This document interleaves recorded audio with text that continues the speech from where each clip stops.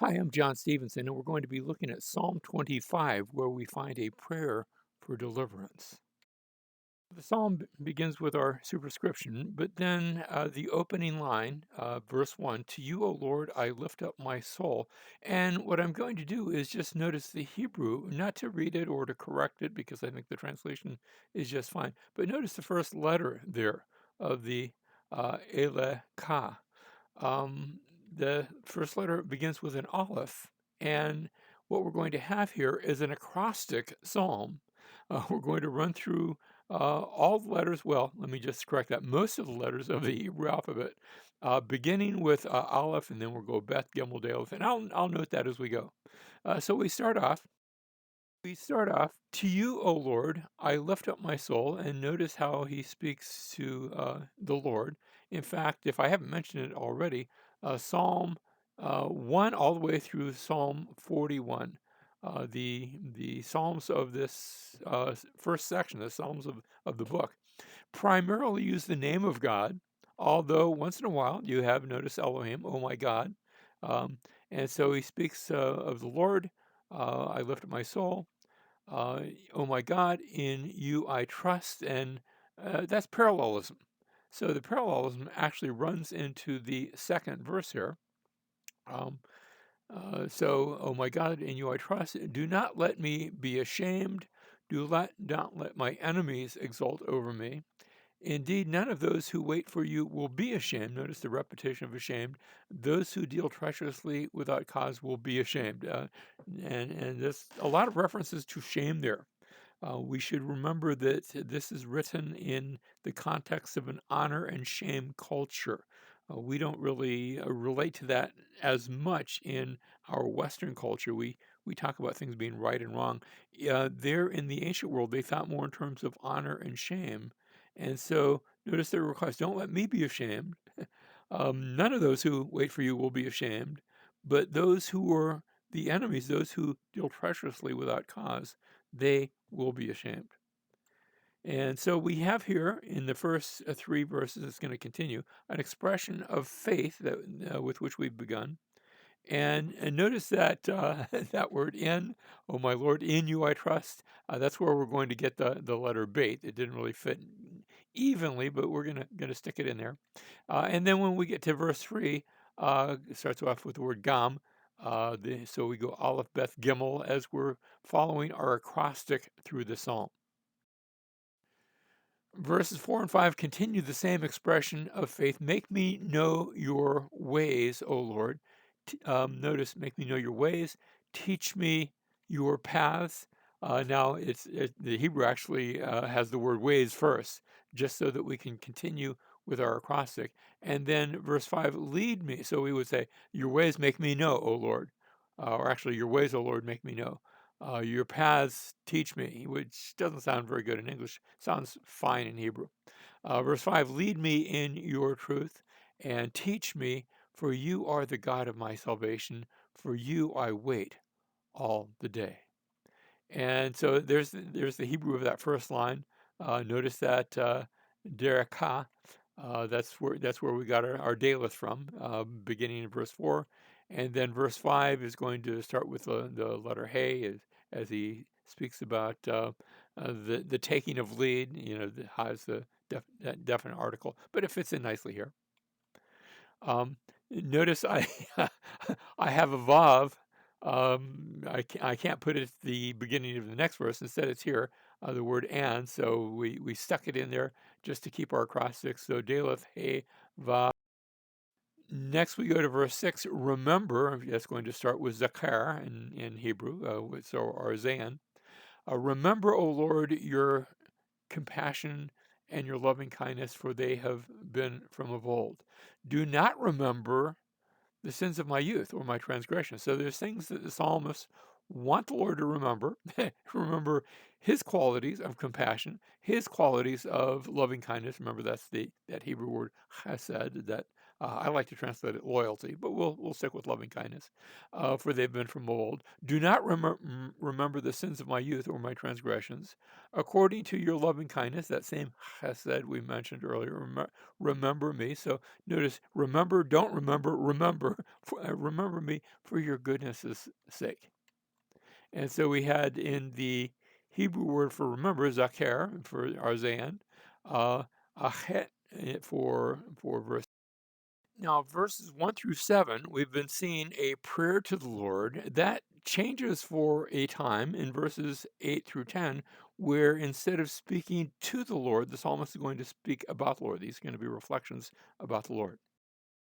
Verse 8, good and upright is the Lord. The word good, tov, continuing it with our acrostic. Good and upright is the Lord, therefore he instructs sinners in the way. Notice he instructs, he leads the humble in justice, he teaches the humble his way. All the paths of the Lord are loving kindness and truth. Now, notice he instructs sinners, he leads the humble, he teaches the humble. And then we get to middle of verse 10, where we saw that all the paths of the Lord are loving kindness and truth to those who keep his covenant and his testimonies. And so for those that don't keep his covenant testimonies, then the paths are not, loyal and true because you haven't gone the way of loyal and true. And of course, we had our Yod in verse 9 and our Kof in verse 10 just to continue, or our Kaf in verse 10 just to continue with the acrostic. Verse 11, for your name's sake, O Lord, and now we have a prayer of confession. For your name's sake, O Lord, pardon my iniquity, for it is great. And we have the lamed for the for the acrostic. We're just continuing with that. So verse 11 focuses, notice we've been talking about that person, but now he says, pardon my iniquity, not just pardon anybody's iniquity. So he's focusing upon himself. But then as we move to verses 12 through 14, he's going to focus on the man who fears the Lord. So remember, he started off with prayer, then he talked about the Lord. Now he looks at himself, and now he's going to talk about the person. He's one of those people, but he's talking about the person who fears the Lord. Verse 12, who is the man? This man who fears the Lord. He will instruct, that is God, the Lord, will instruct him, the man who fears the Lord. He will instruct him in the way he should choose. His soul will abide in prosperity, and his descendants will inherit the land. He goes on, verse 14, the secret of the Lord is for those who fear him. So notice that second reference to fearing the Lord, to the one who really gets God, fears the Lord. And if you don't fear the Lord just a bit, then I have to ask, do you really get him? Or is the secret of who God is still missing to you? So the secret of the Lord is for those who fear him, and he will make them know. And there's again another reference again to his covenant. So this is all spoken of in regards and in the context of that covenant relationship, that family relationship, that relationship to life and to death, where we are bound to the Lord by that. And of course, we're continuing with our acrostic. Amin is the word who, as we start that up. Verse 13, nefesh is soul. That's the noon. And the secret of him, the samek. So we've just continued our way through the Hebrew alphabet.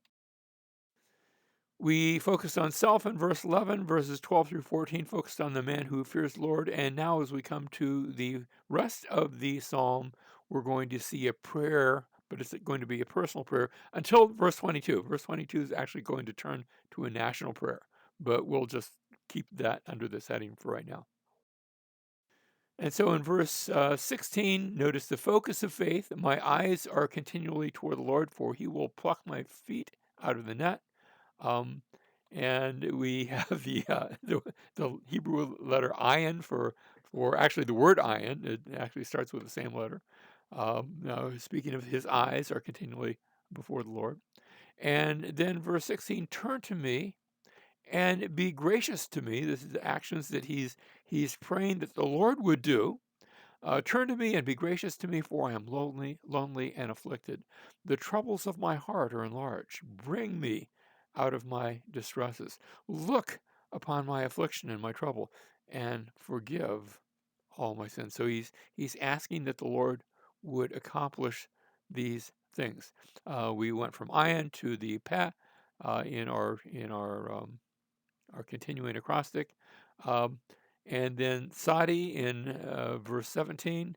And oops, when we go to Resh, notice look is Ra'ah, but we skipped a Hebrew letter. We skipped the Kof, and there's no Kof stuck in there. It just isn't there. But to make up for that, we're going to have a double Resh. So we'll see another one in verse 19 when we get there. So the acrostic is there, but it's interrupted in one or two places, and this is one of those interruptions. Verse 19. Here's that next resh. Look upon my enemies, for they are many, and they hate me with a violent hatred. So notice there are those that are against the psalmist, against the writer, my enemies. Guard my soul and deliver me. So there's a call to look, to guard, to deliver. Do not let me be ashamed, for I take refuge in you. Verse 21, let integrity and uprightness preserve me, for I wait for you. And this is all summing up a personal prayer. And so we had, as we said, a double resh, but then the sheen for guard, shamar is to guard, and finally the tet, I'm sorry, the tav in verse 21 finishes out our acrostic. You say, wait a minute, what about verse 22? Verse 22 is going to start off with a different letter. It's not going to continue our acrostic. And indeed, notice verse 22. We've been all throughout this psalm has been personal reflections and a personal prayer. But now in verse 22, redeem Israel, O God, out of all his troubles. And we switch our focus to a national prayer. We have interrupted, actually, we have left our acrostic behind. And notice also, redeem Israel, O God. Now, as I said at the outset, that chapters 1, Psalm 1, all the way to Psalm 41, the first complete book of the Psalms, um, normally uses the word Yahweh to speak of God. Once in a while, you have Elohim, but that's rare. I think around, I'm going to guess around 30 times. I haven't looked it up recently, as opposed to 200 some odd times that Yahweh is used. Um, and and notice how, oh God, Elohim is put in here, and that has made some scholars think, well, maybe verse 22 was added after the fact. It doesn't quite fit in. This has been a personal prayer, but now redeem Israel, O God, Elohim, out of all his troubles. Now, I'm not saying it doesn't belong here. When I say it may have been added by a later writer. And the reason I say that is because Psalms is not written just by one author. There are a variety of authors in the Psalms. They were written at different points in history. You know, there was a psalm written by Moses. There was many psalms by David. There's one that's written during the Babylonian captivity. So it's written over a very long period, and perhaps this is a verse that was added still under the inspiration of the Holy Spirit as this psalm was taken. Notice it was a psalm of personal prayer and personal reflections, but now it's taken and applied to a larger group. It's applied to Israel, and I would suggest that that's appropriate and that we can take it and apply it both personally to ourselves, but also for the gathering of God's people as well. That it's an appropriate addition. I'm going to say even a divinely inspired addition. The Holy Spirit inspired the authors, not necessarily all at the same time, even as they were, in this case, adding to the psalm. And this is a good and appropriate because it's a reminder that we can take the psalm. both individually as well as collectively, and pray the psalm and apply it to our lives individually and to the church at large. Lord, redeem Israel, and can I say also, redeem your people today, both Israel and the church, out of all our troubles.